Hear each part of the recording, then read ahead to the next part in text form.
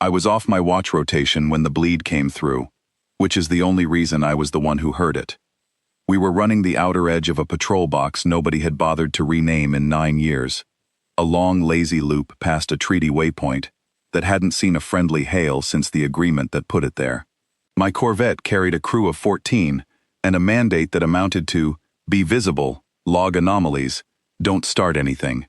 I was in the mess with a cup of recycled coffee gone lukewarm when the comms channel that nobody monitors anymore, the old chaplain and orphan band, the one we keep open out of habit more than use, coughed up 4 seconds of garbled signal and went quiet again.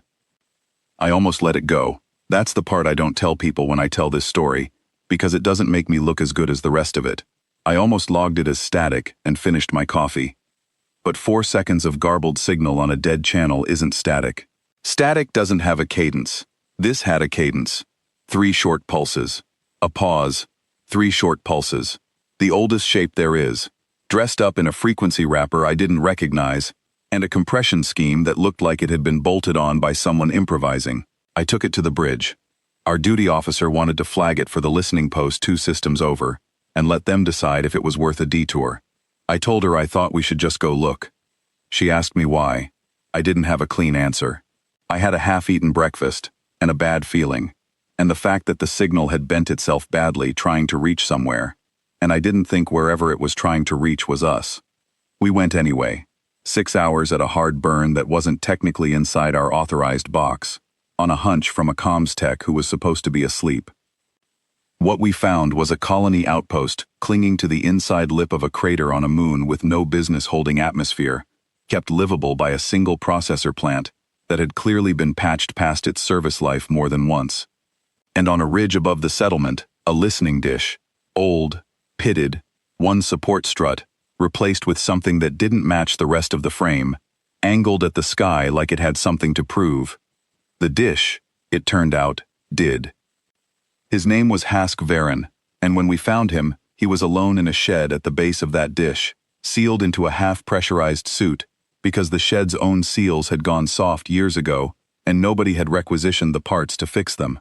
He told me later, once we'd gotten his people stabilized and he'd had time to be embarrassed about it, that the dish had been scheduled for decommission 3 cycles running.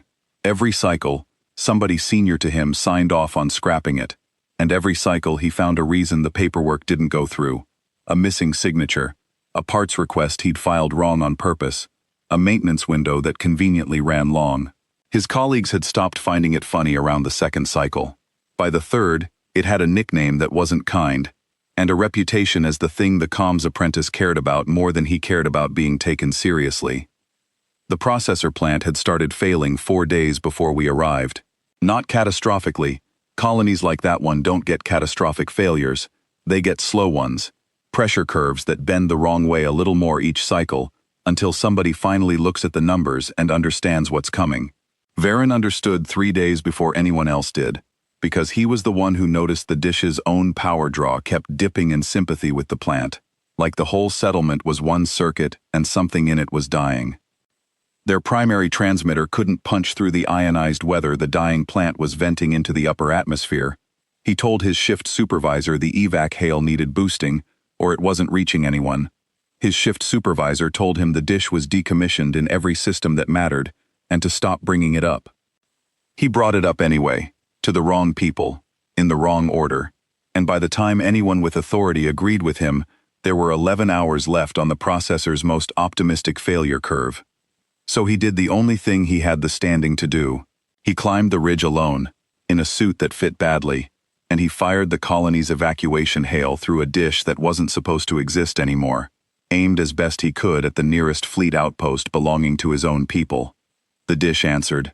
That part worked exactly the way he'd always insisted it would. What he hadn't accounted for, what nobody could have, because the part had been swapped out of spec years before he ever touched the equipment, was that mismatched support strut. It had warped the dish's focusing ring by a fraction of a degree, just enough that most of the signal went where he aimed it, and a thin side lobe bled off at an angle nobody had calibrated for.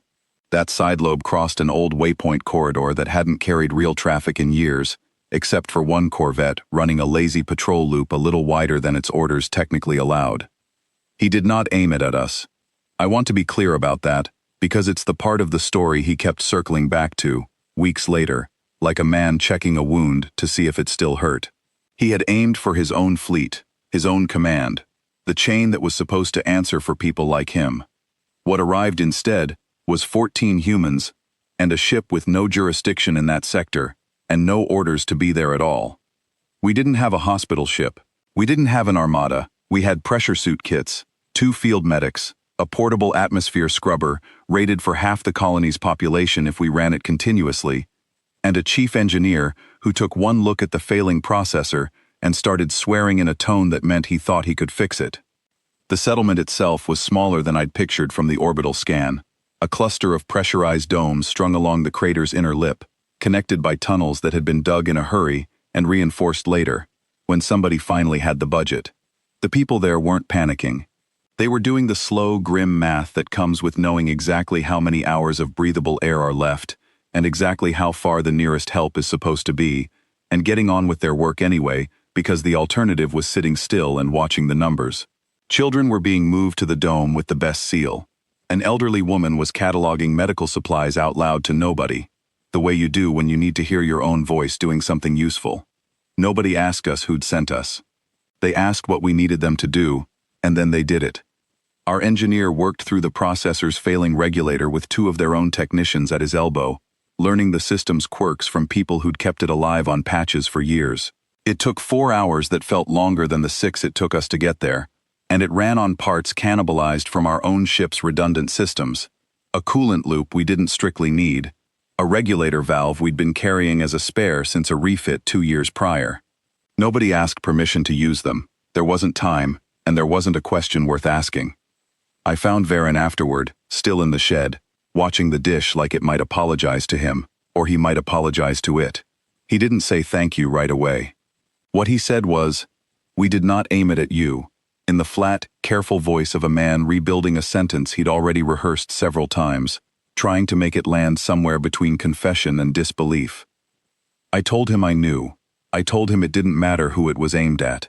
The dish had done exactly what he'd spent 3 cycles insisting it could do. It had carried a signal further than anyone thought it should, through a path nobody had designed for it, to whoever happened to be listening. That it had reached the wrong fleet entirely wasn't a failure of the equipment.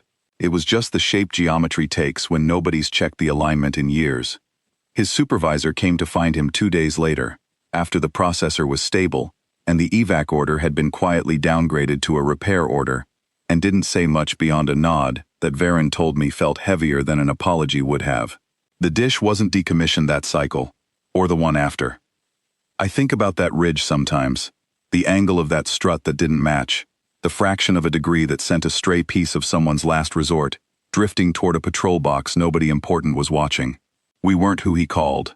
We weren't supposed to be the ones who came, but the channel was open, and the cadence was old, and I had a bad feeling, and a cup of cold coffee, and I didn't have a clean reason to ignore it.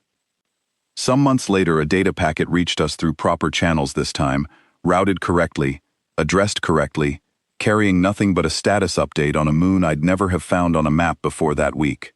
Processor stable, dish operational, strut replaced to spec. I read it twice and filed it where I keep the things I don't want to lose track of,